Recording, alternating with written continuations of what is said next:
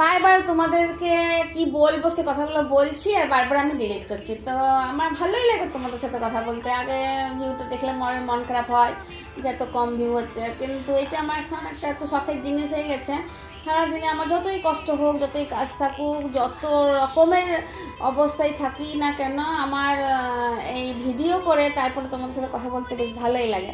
তো আজকে রান্নার মধ্যে দুটোই নতুন ধরনের রান্নাই করেছি। একটা তোমার বিলুকে টিফিনে কী দেবো সেটা ভাবতে ভাবতে ওই স্ট্রবেরি জেলি ছিল ঘরে, সেটা দিয়েই আটা মেখে আর পরোটা বানিয়ে দিয়েছিলাম, কিন্তু সেটা স্ট্রবেরি জেলির সাথেই দিয়ে দিয়েছি।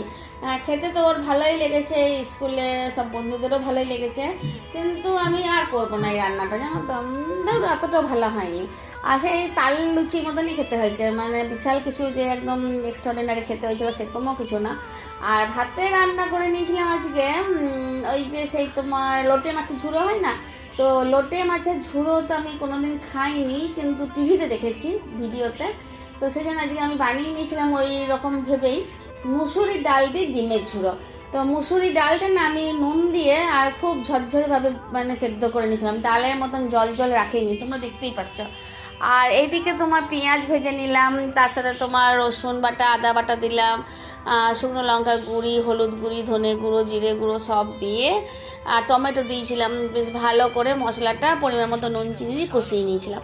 তারপর যখন শুকনো শুকনো কষা হয়ে গেল তখন তোমার 4টে ডিম ফাটিয়ে দিয়ে আরও নেড়ে নেড়ে নেড়ে নেড়ে মশলাটা শুকনো করে নিয়েছিলাম।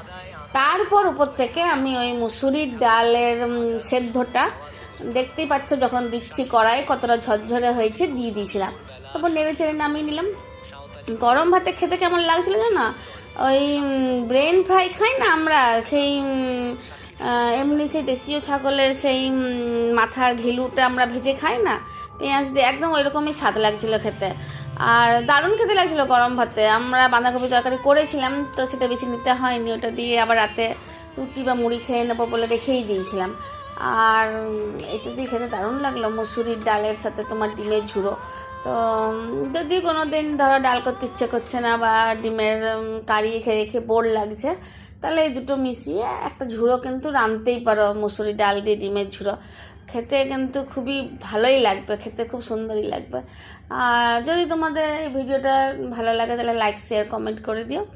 আজকে আসি, আবার কালকে একটা নতুন ভিডিও নিয়ে আমি আসবো। তাহলে আজকে আসি, ধন্যবাদ।